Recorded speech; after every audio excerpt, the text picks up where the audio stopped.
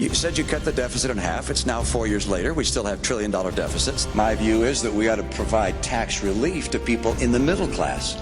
The people who are having a hard time right now are middle-income Americans. Under the president's policies, middle-income Americans have been buried. They're just being crushed. Middle-income Americans have seen their income come down by $4,300.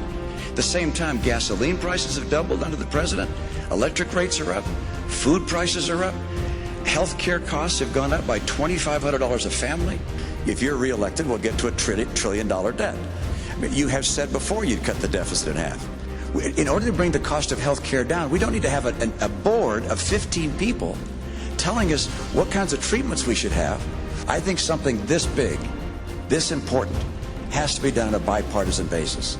And we have to have a president who can reach across the aisle and fashion important legislation with the input from both parties. And what we're seeing right now is, in my view, a trickle-down government approach, which has government thinking it can do a better job than free people pursuing their dreams. And it's not working. And the proof of that is 23 million people out of work. The proof of that is 1 out of 6 people in poverty. The proof of that is we've gone from 32 million on food stamps to 47 million on food stamps. The proof of that is that 50% of college graduates this year can't find work. We know that the path we're taking is not working. It's time for a new path. The Republican National Committee is responsible for the content of this advertising.